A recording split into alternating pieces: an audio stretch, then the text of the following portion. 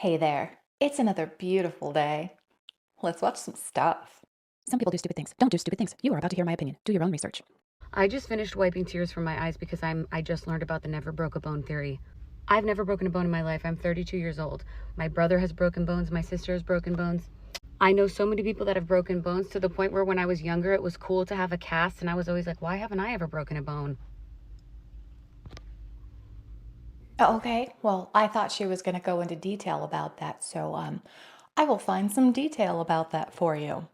You're not going to realize that I went and looked for it, but I did. Someone who has broken a bone, I have a couple thoughts on this never broken a bone theory. Theories, because apparently there's four. One, the protection theory. The theory that you've got some guardian angel or maybe some relatives out here doing some divine parkour in order to keep you intact. Yeah, sure, I buy it. Two, the reincarnation theory. The theory that you did all that bone breaking rodeo stuff in a past life, so in this life, you have said, just give me emotional pain. Certainly buy that, and you know what? Respect. Three, the connected theory. In many indigenous cultures, bones are considered sacred and a link to ancestral wisdom. So what if not only their wisdom runs through you, but your ancestors' strength? I'll take it. But number four, the suffering theory, the theory that you're meant to suffer emotionally and psychologically rather than physically. Yeah, no, nope, not it. Listen, I have broken bones and I have cried at Target. Maybe we're meant to suffer equally, but just in different aisles. Is this a new theory, or is this something that's been around for a while that I haven't heard of yet, which is completely possible? But it sounds a little, I don't know, like we're making something out of nothing. I've had a few people say this, like, that's not even the theory. It's actually about dealing with traumas. People who break bones have more trauma. Well, right here, it literally says that this is a Google search. Just Google the never broke a bone theory, which was an entire waste of my time. Might be shielded from physical harm by spiritual forces or protective energies, often associated with the belief that individuals might have had a life with significant emotional or spiritual challenges, right? There's your other part. But it's both, because it's ridiculous. It's just a way that people are trying to connect something that's happening in the world to some deeper pattern, to some karma, to some history, to some future, so that they can figure out what's going to happen to me next. It is all an attempt to feel less anxiety. So for everyone who wanted me to be wrong for some reason, because that's just what we do on TikTok now, is to be just like, you're wrong, you don't know what you're talking about. Just do a simple Google search. My freaking God. Yeah, that's what I thought it was. It was basically taking something and which is really nothing and turning it into something that has some cosmic meaning behind it, probably in the hopes of being like special because everybody has to be special. Everybody gets a participation trophy. Everybody's particular situation has some fantastical backstory, which is silly. It reminds me of an episode of I'm pretty sure it was The Simpsons, and I think it was like Lisa handed Homer a rock and was like, "This keeps lions away." Maybe it was Lisa. And then she's like, "Well, do you see any lions?" And he's like, "No, it must work." So he needed to have the rock. So it's taking something that is really nothing and turning into something super fantastic for yourself or a special group of people, which is silly. But I guess that's what we do. In the late 18th century, meet a man named Charles Domery, who captivated minds with his bizarre and insatiable appetite. Born in 1778, he possessed an extraordinary ability to consume vast quantities of food, including raw animal organs, candles, even going so far as being cruel and sadistic, and eating live cats. His insatiable hunger knew no bounds, leading him to devour corks, stones, and fragments of glass. His hunger even led him to trade his loyalty to the Prussian army for the French, due to food shortages. Yet, while serving on the French ship Hoche, he almost devoured human flesh. His crewmates recalled having to wrestle Domery from a sailor's leg that had been shot off by cannon fire. They ultimately succeeded, but only by throwing the severed leg into the sea. Domery left behind a legacy of strange, cruel and inexplicable eating habits that continue to shock to this day. So what I think this is a case of Prader-Willi syndrome, and it's a syndrome that basically your body doesn't send signals to the brain that you are full and you become ravenous and they will literally eat anything. And I've worked with individuals that have this particular syndrome when I worked with adults with developmental disabilities. And they will eat just about anything. I've seen individuals eat their own clothes because they were so hungry and they couldn't control themselves. So that's kind of what I think this is. You know, we're finally starting to uncover how much money the Biden administration was able to actually sneak out that door in their final days. And it's a lot. Like just today, we discovered that they snuck Citibank $20 billion. And they did it with little to no oversight because they utilized the EPA and their greenhouse gas reduction fund. Now, you may be wondering what the fuck Citibank have to do with the EPA and greenhouse gases? Well, that money's final destination wasn't Citibank. And in all actuality, that money wasn't set to be distributed for another year. But they wanted to make sure that Citibank had time to hold on to that $20 billion so they could make sure to make interest off of it before they sent it out to where it was supposed to go. So just think about that for a second. The government had your money. They could have made interest on that money. That interest could have cut down the bill for American taxpayers. But instead, they made sure they got it over to Citibank so Citibank could make the interest. So instead of the public benefiting from that money, private industry did. Oh, and that's just the start. See, they did the same thing with the Opportunity Finance Network, the Justice Climate Fund, and Inclusive, a company that got $2 billion. And you know what? I'm sure it is just a coincidence that more than 20 ex-Biden officials now work for those companies. It's amazing how many jobs can be bought for $20 billion. I find it interesting how much I'm learning about what the government has been doing with our money without us even knowing. No permission, anything like that. Just, oh, here's $20 billion. Go ahead and make some money off of that real quick and then disperse it to whomever it needs to go to. What else are they funding? I mean, you know me. I'm always like, ooh, alien projects and stuff like that. And I know that's probably what's going on, but it's crazy to learn more and more about how much of our money is being spent on everything we don't know about. Can we stop pretending that all these rich women that went to space for 11 minutes accomplished anything? You didn't do a fucking thing. You paid a shitload of money for a seat and you sat there, they shot you up in the sky, you looked out a window, and then you fucking parachuted down. That's it. They did an interview with that Gail chick and she's like, so I'm having a little bit of trouble calling myself an astronaut. Yeah, because you're not. That's like if I drove my car really fucking fast down a back road and I'm like, so I'm having a little bit of trouble calling myself a race car driver, but you know.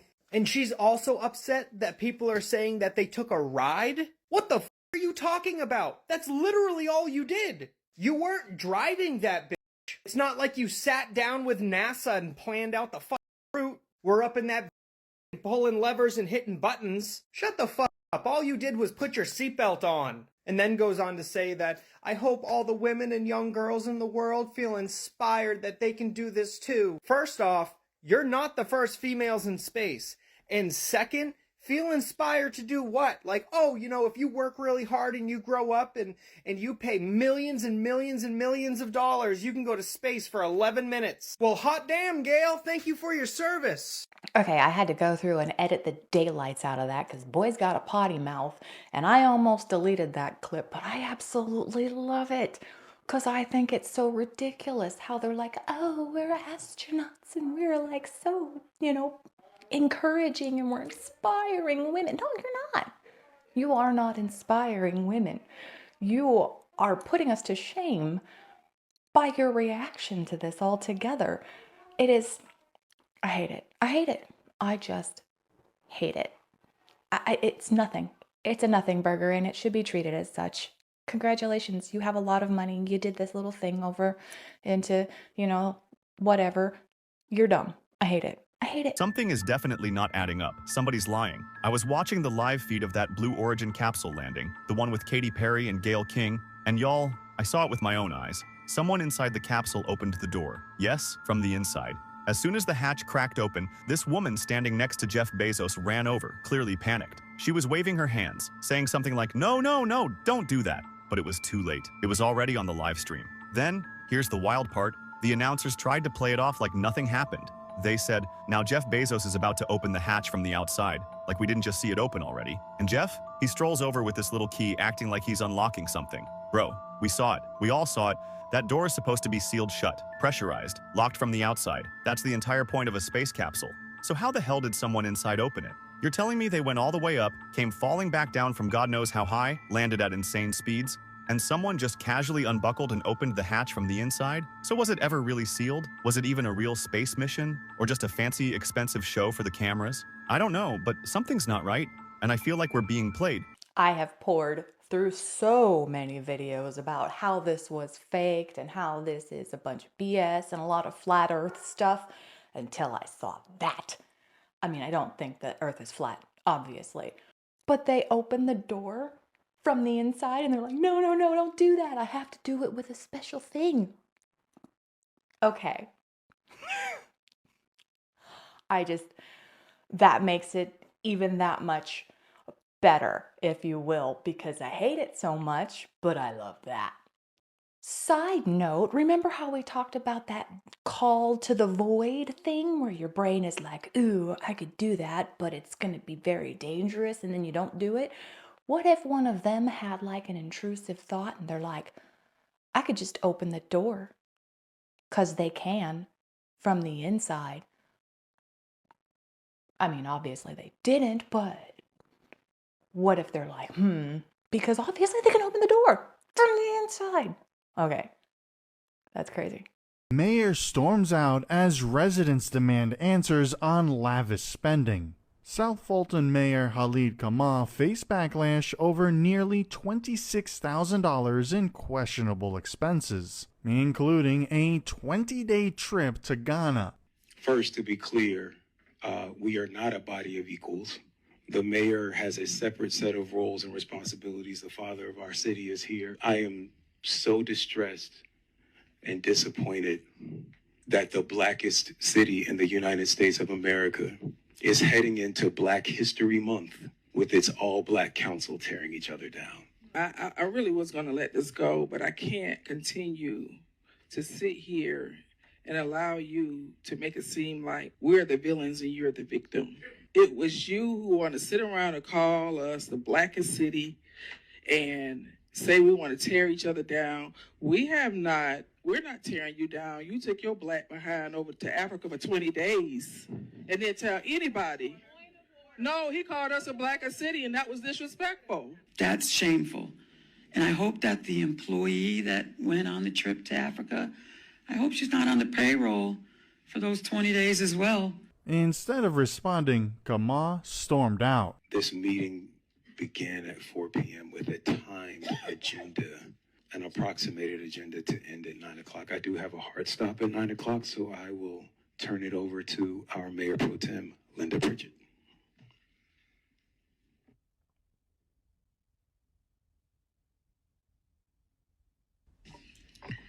Good night, Mr. Mayor. And with that, Mr. Clerk, if you would read the next item. There are a lot of mayors, apparently, who just want to do whatever they want. Going down to Ghana, spending all of their constituents' money on these fancy, lavish trips. What is going on? It's got to have something to do with power. Like when they're in power, they're like, ooh, I can do anything. And then they do. And then they spend all the money because it's available to them. But wasn't there another mayor that went to Ghana on the taxpayers' dollar?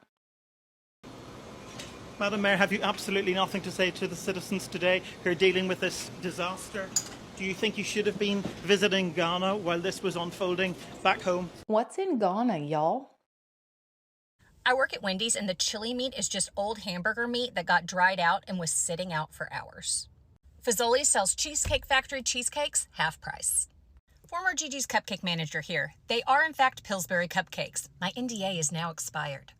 Outback microwaves their lobster.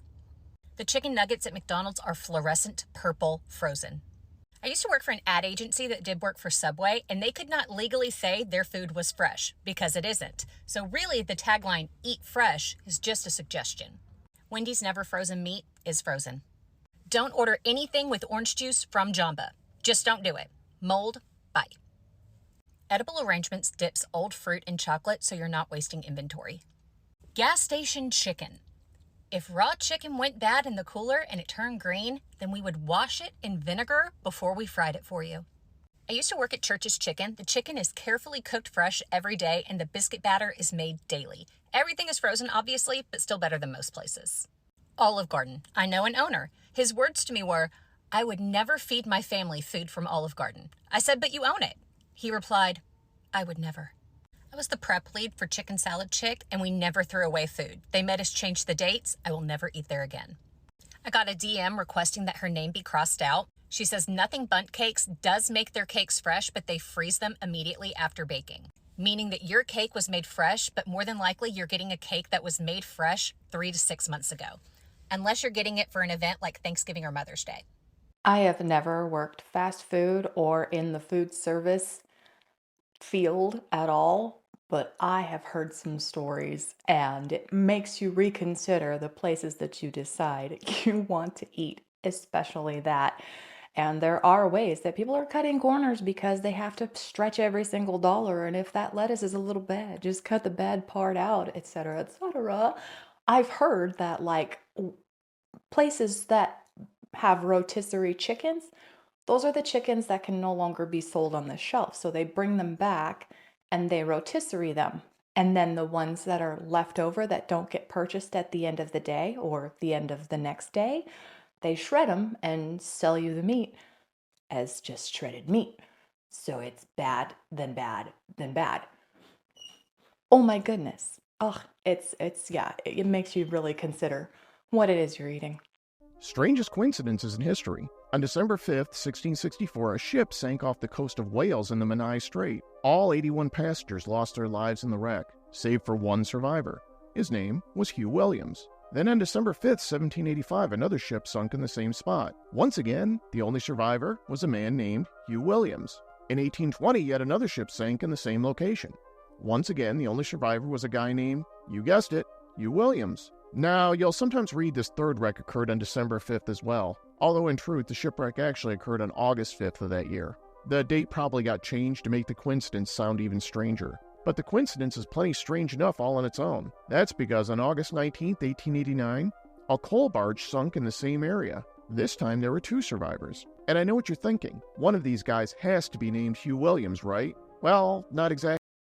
I don't know why that got cut off. I'm sorry. But apparently, both of these fellas were named Hugh Williams. How incredible is that? So over a 225-year span, these shipwrecks only left one survivor. Well, except for the one that left two named Hugh Williams. But they're all Hugh Williamses. Was it like the same guy that lived forever and just knew how to get out of a shipwreck? Or was it some reincarnation? Or is it just a strange coincidence?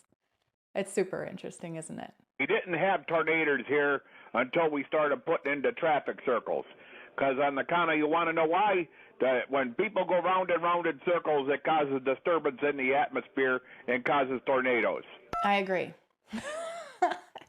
What I think actually causes the tornadoes is when people are driving around and around, they get frustrated because they don't seem to know what they're doing in a roundabout here in the United States.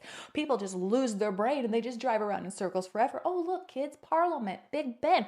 They don't know what they're doing. So all of that vibration, that negative energy, because they're getting all crazy in their heads because they don't know what they're doing. They don't know what they're doing. They don't know how to get in. They don't know how to get out. They don't know what they're doing. So that craziness and the vibration goes out into the atmosphere and it causes the tornadoes. People really don't know how to work a roundabout here in the States. Come on, people, it's not that difficult. All right, now that we've settled that, let's carry on with our series. You were just saying that the military could reverse engineer this craft, maybe. They already have. But how do you reverse engineer in AI from technology 2,000 years or more in the future? Well, because my father said in research and development that they came to the conclusion in 1963 that there were more advancements that year than last year and all the previous years in history. It's exponentially up. They can literally do anything they want to do. So you feel by now that graph's just gone off My the dad scale? said, yes, absolutely. My dad said that we have absolutely caught up with ET except for biology. They're still ahead of us in biology. But in my lifetime, this technology, I may have seen a scrap of that technology when I had my UFO. You saw time travel. You saw time travel, not a UFO experience. You saw a time. You notice how some of the UFOs that appear are opaque? They're not quite there and all. They're not, and they wobble around. They're not quite developed from the time they came from, and they're not quite here and not quite What there. about cigar shape? Pardon me? What about cigar shape? Yeah, say it's all. Because it seemed when I saw It's all our future, no matter where it came from. If it came from out there, it's still our future. But in my lifetime, it's our future that also brings back some of this. But in my lifetime, I don't know. Maybe I'm creating my reality saying this. I don't feel that this is ever going to be released. That they've reversed engineered something like this, and also the technology that will give us free energy is never going to come out in my lifetime.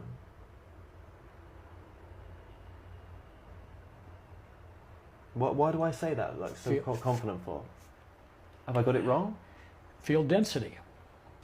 But right now we're relying on conventional power plants, of course, conventional technology. No such thing as solar. No, it's we've got this carbon footprint. We've got the normal space program still just trying to evolve as it is. Scientists with their understanding. It's a rouge. Because astronauts have come back and been very angry. In fact, one of the astronauts punched the director in the nose. In NASA? And he said, yeah, in NASA. And he says, why did you do that? He says, how dare you send us there on bicycles when the military's there in Ferraris?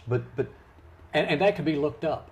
And still now, though, where is this out there in helping us with progressing us as mankind? It's the government has kept it a secret, or the factions within the government. Okay, see this table here? My father said they developed a nuclear plant the size of this table, and it put out RO, of water in Alaska for 6 years without being touched. He went to John Glenn and mentioned this. Also, they had a car that ran off 4 flashlight batteries for a year. Now, there's a technology that they still don't know about, and I'm going to tell you what the technology is. Fluid amplification. That's an oxymoron according to scientists. You cannot amplify fluid. It can't be compressed. There's an integrated circuit that's in there, and the military knows about it, that amplifies hydraulics within a microcircuit. Now, those technologies are there. Why don't we use them? Because of the political scene. Wow. So my brain picked out a few of those things and I couldn't let them go. The part where he said that it's us, it's our future, whether they're from out there or here, it's us, right? And my brain was just like, okay. So there is the theory where aliens are actually just future versions of ourselves having come back. They've mastered time travel. Maybe, just maybe, this period that we are experiencing currently with aliens is us in the future just testing it out. We are in the trial phase.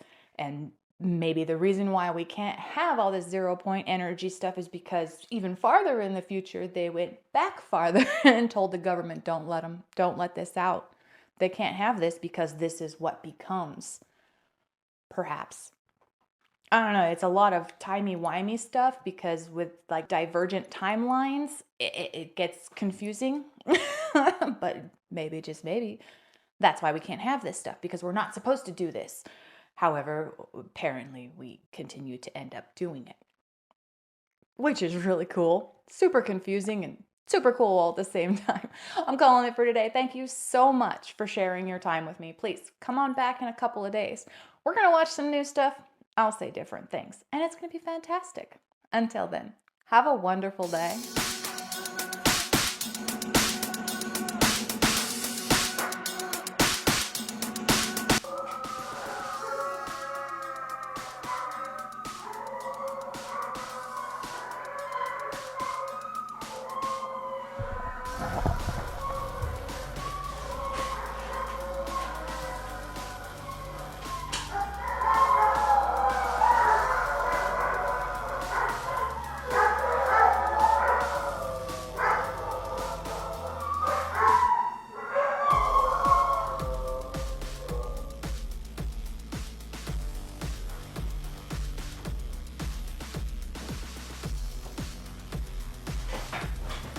My Great Dane howls. Actually, they all howl.